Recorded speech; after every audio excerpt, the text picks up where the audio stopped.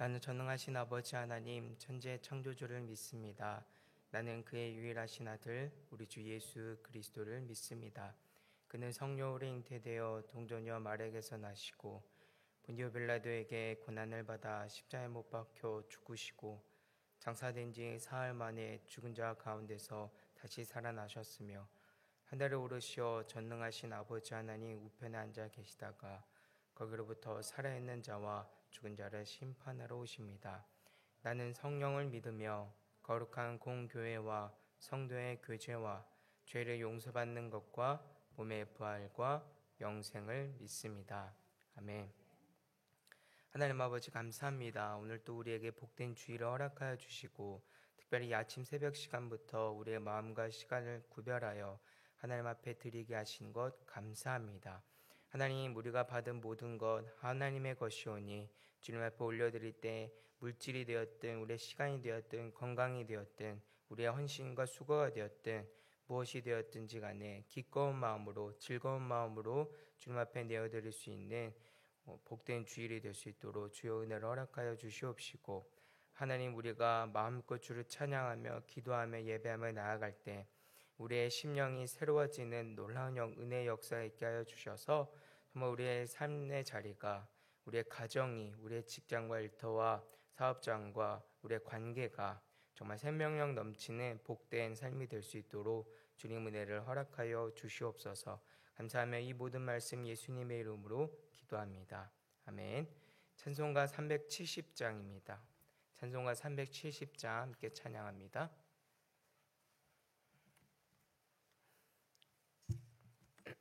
찬송가 370장입니다.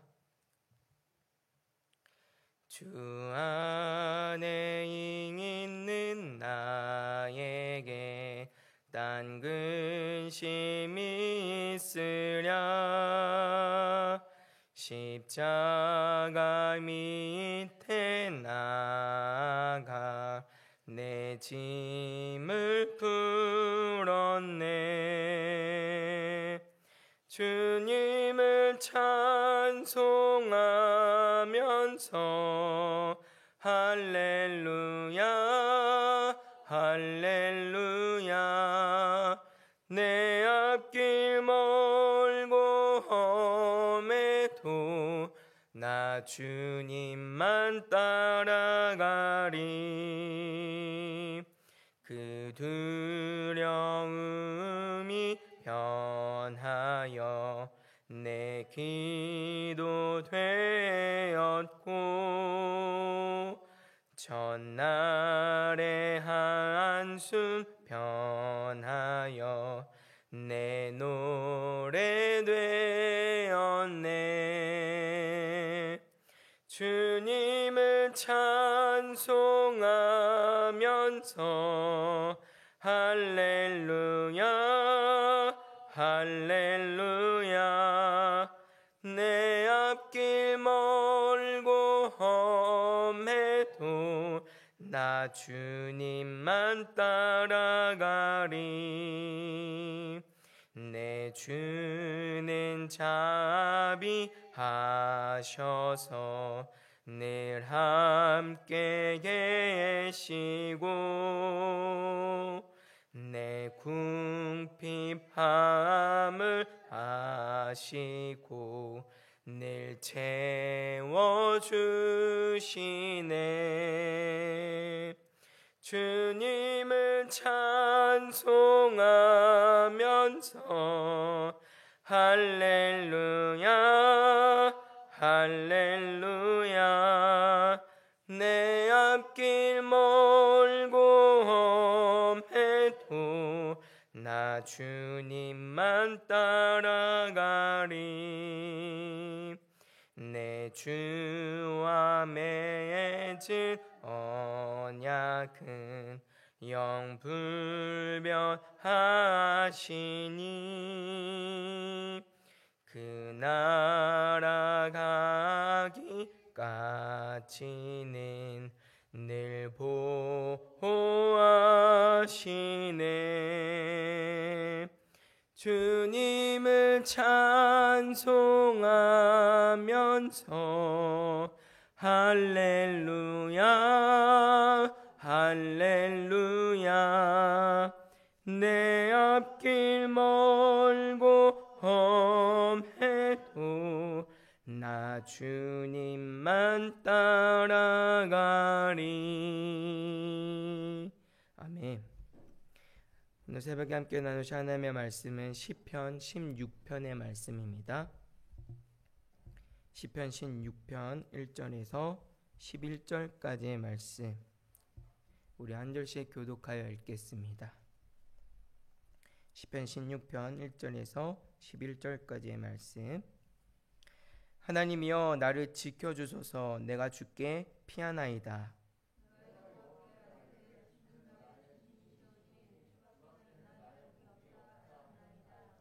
땅에 있는 성도들은 존귀한 자들이니 나의 모든 즐거움이 그들에게 있도다.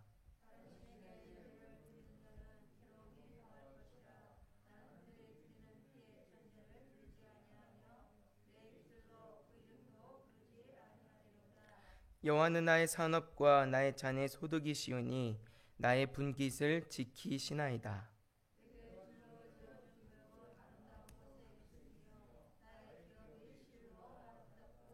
나를 훈계하신 여호와를 송축할지라.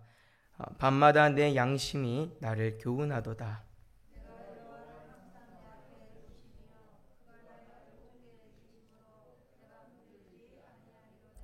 이러므로 나의 마음이 기쁘고 나의 영도 즐거워하며 내 육체도 안전히 살리니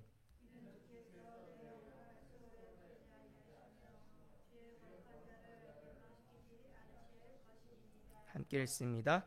주께서 생명의 길을 내게 보이시리니 주의 앞에는 충만한 기쁨이 있고 주의 오른쪽에는 영원한 즐거움이 있나이다. 아멘. 이 첫사람 아담과 하와가 하나님 앞에 범죄한 이후에 사람은 모두 죄인이 되고 말았습니다. 그리고 죄로 물든 사람이 가지고 있는 약한 본성 가운데 잘 나타나는 것 중 하나가 이익을 탐한다는 점입니다. 사람은 누구나 이익을 탐합니다. 득이 있는 곳에 붙고 해가 되는 곳은 외면하는 것이 사람의 타락한 본성 가운데 하나입니다. 이것을 잘 표현한 속담이 있는데요. 달면 삼키고 쓰면 뱉는다는 말입니다. 자기의 이익만을 꾀하거나 아니면 자신의 비위에 따라서 사리의 옳고 그름을 분별하는 사람의 약한 본성을 이렇게 잘 표현해주고 있는 말인데요. 다산 정약용 선생님도 이담속찬이라는 곳에서 이렇게 말하고 있습니다. 석이 가며 금여 고토 언인 정교 어자리야. 이전에는 달게 먹던 것도 지금은 쓰다고 뱉는다. 사람은 이익에 따라 교묘히 바뀐다라는 말입니다. 자기 기준에 맞으면 받아들이고 맞지 않으면 밭에 해가 되는 것처럼 배반하는 말로 이해관계에 따라서 이러면 이렇게도 행동하고 저렇게도 행동하는 사람의 탐욕과 이익의 이런 모습들을 잘 보여주고 있는 말인 것 같습니다. 문제는 이런 악한 본성이 사람과의 관계 속에서만 나타나는 것이 아니라 하나님과의 관계 속에서도 나타난다는 점입니다. 내 감정과 내 생각과 이익, 그리고 내가 처해 있는 어떤 상황이 하나님보다 앞설 때가 많은 것이 사실입니다. 내가 뜻하는 바대로, 내가 기대하는 바대로 무언가 일들이 진행이 되면 하나님의 은혜이지만 그렇지 않으면 마치 하나님의 은혜가 아닌 것처럼, 마치 내 삶에 하나님께서 역사하지 않으시고 나를 주관하지 않으신 것처럼 여길 때가 많은 것이 우리의 형편입니다.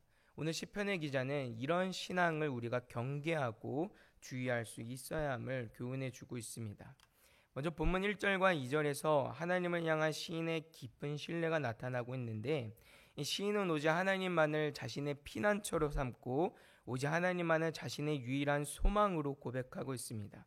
이 말씀에서 우리가 주의 깊게 생각해야 할 것은 이 말씀을 통해서 그렇구나, 우리가 하나님을 찾고 하나님을 의지해야 되는구나, 내가 하나님께 도움을 구하면 하나님이 내 어려운 형편을 아시고 내 모든 상황과 아픔들을 다 해결해 주시겠구나, 이 정도로 이해해서는 안 된다는 말입니다. 지금 이 시의 기자인 다윗은 자신의 상황, 환경, 자신의 감정을 초월하여서 신앙을 고백하고 있다는 점을 우리는 기억해야 합니다. 일과 상황이 내가 생각한 대로, 내가 기대했던 대로 되지 않는다 할지라도 오직 하나님만이 나의 유일한 소망이고 위로가 되시는 분임을 우리 인정할 수 있어야 한다는 말입니다. 그래서 2절에 다윗은 하나님을 향해서 주는 나의 주님이시오니 이렇게 고백하고 있습니다. 이 고백은 하나님은 그냥 나의 하나님입니다, 이 정도의 고백이 아니라 하나님의 철저한 주권과 통치를 인정하고 고백하는 이 시인의 표현입니다. 내가 어떤 상황이 있든, 내가 줄일 때라도, 내가 배부를 때라도 언제나 하나님의 주권과 통치가 나를 향하고 있다라는 고백이 여기에 이렇게 담겨져 있는 것입니다. 그러니까 하나님의 그 놀라우심, 섭리와 일하심, 그리고 그 은혜 안에 자신의 생각, 감정, 상황, 그 모든 것들을 다 내려놓고 하나님 앞에 모든 것들을 맡겨놓는 신앙의 고백이 이렇게 나타나고 있습니다. 오늘 시편은 이런 다윗의 담대한 신앙 고백을 이렇게 먼저 소개함으로써 오늘 이 땅을 살아가는 우리의 신앙과 믿음 또한 이와 같은 믿음이 되어야 함을 우리에게 가르쳐주고 있습니다. 상황에 따라서, 내 감정에 따라서 이리저리 휘둘리는 신앙이 아니라 눈이 오나 비가 오나 바람이 부나 땅에 깊이 뿌리를 내리고 흔들리지 않는 나무와 같은 신앙이 되어야 한다라고 오늘 성경 우리에게 말씀하고 있습니다. 금방 뜨거워졌다 식는 양은 냄비와 같은 신앙생활이 아니라 진득한 신앙이 되어야 한다는 말입니다. 자, 그러면 우리의 믿음은 왜 이런 진득한 신앙, 흔들리지 않는 신앙이 되어야 할까요? 3절에서 다윗은 이렇게 고백합니다. 땅에 있는 성도들은 존귀한 자들이니 땅의 모든 즐거움이 그들에게 있도다. 성도들은 존귀하다라고 다윗은 고백합니다. 하지만 우린 기억해야 합니다. 성도가 이 땅에서 존귀할 수 있는 이유는 성도 그 자체가 존귀하기 때문이 아니라 그 백성을 존귀하게 여기시는 하나님의 은혜임을 우린 기억할 필요가 있습니다. 그래서 이 고백 속에는 나는 하찮고 보잘것없는 존재이지만 하나님이 나를 존귀하게 여기신다라고 하는 이 고백이 여기에 담겨져 있는 것입니다. 그래서 내가 하나님과 함께하기 때문에, 내가 하나님의 백성이기 때문에 나는 존귀한 자입니다라고 하는 이 담대한 고백이 여기 담겨져 있는 것이죠. 그래서 이 고백 속에는 어떤 의미가 담겨 있는가? 바로 아무나 누구나 원한다고 해서 성도가 되는 것이 아니라 하나님께서 하나님의 놀라우신 그 은혜로 말미암아 성도라 칭함받는 자가 성도일 수 있다는 고백이 여기에 담겨져 있어요. 그러니까 내 상황, 판단, 어떤 자격 이런 데 있지 않다는 말이에요. 순전히 우리의 모든 존귀함이 다 하나님으로부터 말미암아 주어지는 것이기 때문에 우리는 하나님께만 뿌리를 내리고 흔들리지 않는 믿음을 가질 수 있어야 한다라고 성경 우리가 말씀합니다. 하나님께서 부르시고 예수 그리스도의 그 생명값으로, 피값으로 사신받은 자가 성도이기 때문에 그 가치는 충분히 우리의 감정, 생각, 이성, 상황 이 모든 것들을 다 초월하고도 남는다라고 하는 말입니다. 그래서 마지막 4절부터 6절까지 이어지는 말씀에서는 다윗은 다시 한번 내가 하나님만을 의지하고 하나님만으로 만족하겠다라는 고백을 하고 있습니다. 4절에서 하나님이 아닌 다른 우상들을 멀리하는 다윗의 고백이 나타나고 있는데요. 우상은 다른 것이 우상이 아닙니다. 하나님보다 내가 더 사랑하는 것, 마치 내가 하나님을 하나님처럼 여기는 그 무엇이 바로 우상이라는 말입니다. 그것이 때로는 우리의 자녀일 수 있고, 그것이 때로 우리의 시간일 수 있고, 그것이 돈이 될 수도 있고, 보이지 않는 어떤 인맥과 권력이 될 수도 있습니다. 무엇이 되었든지 간에 하나님보다 앞서거나 내가 하나님처럼 여기는 그 대상이 바로 우상이라는 말이죠. 이런 것들을 거부한다라는 것은 결국 다윗은 오직 하나님만을 의지하고 내가 하나님 안에서 결코 흔들리지 않겠다라고 하는 이 결심을 하고 있는 것입니다. 5절과 6절의 말씀에서도 오직 하나님만이 나의 분깃이라고 고백합니다. 6절에서는 내게 줄로 재어준 구역이라고 이렇게 표현을 하고 있는데, 이거는 내가 하나님을 믿는 믿음으로 말미암아 주어진 또 다른 삶의 무엇을 의미하는 것이 아닙니다. 나의 분깃이 되어주신 여호와 하나님을 의미하고 있는 말이에요. 내가 하나님만으로 만족합니다. 내가 세상에 자랑할 것 없어도, 건강이 없고 물질도 없고 지혜와 지식도 없고 권력도 없고 세상이 말하는 영광이라고 하는 것이 없어도 나는 하나님만으로 만족할 수 있습니다. 이런 고백이 이렇게 나타나고 있습니다. 그래서 오늘 이 성경 말씀 속에서 우리가 주의 깊게 살펴야 되는 점이 어디에 있냐면 바로 7절의 말씀이에요. 하나님만으로 만족한 이 다윗, 내가 흔들리지 않겠다라고 고백하는 다윗의 정말 그 근간이 되는 이 신앙이 어디에서 나타나고 있냐면 하나님의 말씀에서부터 비롯된다라는 것을 성경 우리에게 말씀합니다. 7절에 나를 훈계하신 여호와를 송축할지라 밤마다 내 양심이 나를 교훈하도다, 이렇게 고백합니다. 여기서 내 양심으로 번역에 대한 원어를 살펴보니까요 상당히 재밌는 표현을 쓰고 있는데요, 본래는 콩팥, 우리 신장이죠. 신장을 의미하는 단어가 사용이 됩니다. 그런데 왜 이 표현 가운데 이런 표현을 쓰고 있을까 생각을 해보니까요, 하나님의 말씀, 하나님의 훈계를 그냥 겉으로 듣고 끝나지 않는다는 거예요. 내 내면 깊숙한, 내 장기, 내 내면의 깊숙한 부분에까지 하나님의 말씀을 새긴다라고 하는 거예요. 내 마음판에 하나님의 말씀을 새겨 넣는다는 표현이 이렇게 나타나고 있어요. 머리로 이해하고 지식으로 따르는 신앙이 아닙니다. 하나님을 정말 사랑하는 마음을 가지고 그 말씀을 내 마음판에 새겨서 내 영혼에 각인시켜서 내 삶에 각인시켜서 살아내는 삶을 우리에게 말씀하고 있어요. 특별히 중요한 표현이 있는데 여기 밤마다라고 표현합니다. 밤마다.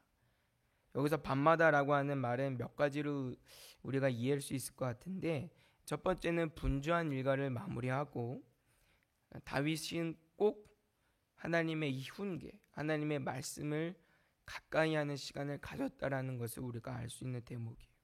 늘 언제나 하나님의 말씀을 가까이 하여서 내 영혼판에, 마음판에 새기는 그 시간들을 확보하고 있다는 것을 우리가 볼 수 있습니다. 그가 얼마나 그 삶의 자리에서 깊숙이 하나님의 말씀에 뿌리를 내리고 있는지 우리가 볼 수 있는 대목이죠.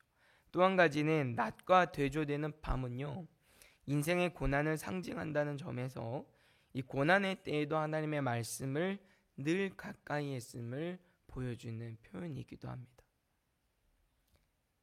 특별히 또 한 가지 여기서 주목할 점은 이 하나님의 훈계라고 하는 것이 결코 내 마음에 맞지만은 않는다는 점이죠. 되게 많은 경우에는 내 마음을 즐겁게 하고 흡족하게 하는 것보다 가시와 같이 나를 찌를 때가 많은 것이 하나님의 말씀입니다. 히브리서 4장 12절은 이렇게 말씀하고 있습니다. 하나님의 말씀은 살아있고 활력이 있어 좌우의 날선 어떤 검보다도 예리하여 혼과 영과 및 관절과 골수를 찔러 쪼개기까지 하며 또 마음의 생각과 뜻을 판단하나니. 아멘. 내 혼과 영과 관절과 골수를 쪼개기까지 하는 것이 하나님의 말씀이요. 따라서 우리가 하나님의 말씀을 대면할 때, 하나님의 훈계를 들을 때 때때로는 그것이 가시처럼 나를 찌르고 괴롭고 고통스러울 수 있습니다. 그렇지만 우리는 그 말씀을 피해서는 안 된다는 말이에요. 내 마음에 맞는 것들로만 찾아서 위로 얻는 정도로 하나님의 말씀을 우리가 대면해서는 안 됩니다. 오늘 특별히 스승의 주일인데 우리를 올바른 길로 인도하시는 우리의 인생의 참 스승 되시는 그 하나님께서 우리에게 좋은 것들로 먹이시는 그 말씀들을 우리가 주의 깊게 살펴야 한다는 것이, 그것이 내 마음에 합당하든 합당하지 않든 그것이 중요한 것이 아닙니다. 오늘 가시처럼 찌르는 말씀이라고 할지라도 그것이 오늘 내 삶에 필요하기에 하나님이 주신 말씀이라면 우리는 아멘으로 화답할 수 있는 믿음이 되어야 한다는 말이에요. 그때야 비로소 우리의 믿음과 신앙이 흔들리지 않게 된다라고 성경 말씀합니다. 다윗도 우리와 같은 연약함이 많은 인생이었어요. 뿐만 아니라 다윗도 우리처럼 인생의 풍파를 경험한 사람이었습니다. 그럼에도 불구하고 다윗이 근본적으로 우리가 다를 수 있는 어떤 이유는 어디에 있냐면 그는 언제나 기도와 말씀의 사람이었다는 점이죠. 때때로 우리는 우리의 피곤함이, 우리의 분주한 삶의 자리가 때때로 하나님의 말씀을 앞서기도 하고 하나님을 앞설 때가 많이 있습니다. 그것이 때때로 하나님 앞에 핑계처럼 여겨질 때도 있어요. 하지만 오늘 성경 우리에게 분명히 말씀합니다. 바쁜 중에라도, 오히려 바쁘기 때문에, 시간이 없기 때문에 더욱 우리는 하나님의 말씀의 자리로 나아가야 한다라고 성경은 말씀하고 있어요. 내 생각과 내 감정에 뿌리를 내리는 것이 아니라 흔들리지 않는, 변하지 않는 그 하나님의 말씀에 우리가 깊게 뿌리를 내릴 때 비로소 우리의 신앙과 믿음이 흔들리지 않는 믿음이 된다라고 성경은 말씀합니다. 그럴 때 9절부터 11절까지 이어지는 말씀에 얼마나 그 생명력이 넘치고 소망이 넘치는 그 모습들을 우리가 볼 수 있습니까? 문제가 사라지는 것이 아닙니다. 여전히 삶의 풍파들은 있고 어려움은 있고 낙심이 될 때도 있고 근심이 될 때도 있어요. 하지만 그 속에서라도 우리는 소망을 가질 수 있습니다. 말씀의 뿌리가 내리면 기쁠 수 있습니다. 성경 우리에게 그렇게 도전하고 있습니다. 사랑하는 여러분, 오늘 우리는 하나님과 관계 속에서 달면 삼키고 쓰면 뱉는 그런 신앙이 아니라 좌우로 치우치지 않고 하나님 안에 흔들리지 않는 신앙과 믿음이 되어야 함을 교훈받습니다. 여기서 오늘 우리 스스로들 한번 돌아볼 수 있는 시간이 되길 원합니다. 나는 하나님의 말씀에 얼마나 뿌리를 내리고 있는가? 나는 하나님의 말씀에 진정으로 뿌리를 내리고 있는가? 아니면 내 감정과 내 생각에 뿌리를 내리고 있는가? 바라고 소원하는 것은 우리 모두 하나님의 말씀에 깊이 뿌리를 내려서 오늘 다윗과 같이 흔들리지 않는 믿음과 신앙이 될 수 있기를 주님의 이름으로 부탁을 드립니다. 그래서 정말 우리 사랑하는 교회와 하나님 나라의 든든한 기둥들로 세워지는 복된 저와 여러분들의 삶이 되시기를 주님의 이름으로 부탁드립니다. 기도합니다. 하나님 아버지 감사합니다. 오늘 귀한 말씀을 통해서 또 우리가 우리의 믿음과 삶이 흔들리지 않을 수 있는 방법을 가르쳐 주심에 감사합니다. 하나님 아버지, 우리가 때때로 우리의 감정과 우리의 상황이 앞설 때가 많습니다. 하나님의 말씀에 깊이 뿌리는 내릴 수 있는 우리 믿음의 심령들이 되게 하여 주셔서 어떤 상황에서라도 흔들리지 아니하고 오직 하나님만 의지하여 승리할 수 있는 믿음의 권속들이 되게 하여 주시옵소서. 오늘 시편에서 다윗이 고백한 이 믿음의 고백이 오늘 우리의 삶의 고백이 될 수 있기를 원합니다. 우리의 고백을 통하여서 우리의 사랑하는 다음 세대가 이런 놀라운 믿음과 신앙의 고백을 가지고 살아갈 수 있기를 원하오니 아버지 하나님 은혜를 허락하여 주시옵소서. 감사하며 예수님의 이름으로 기도합니다. 아멘.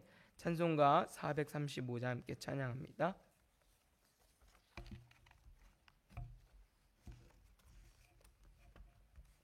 찬송가 435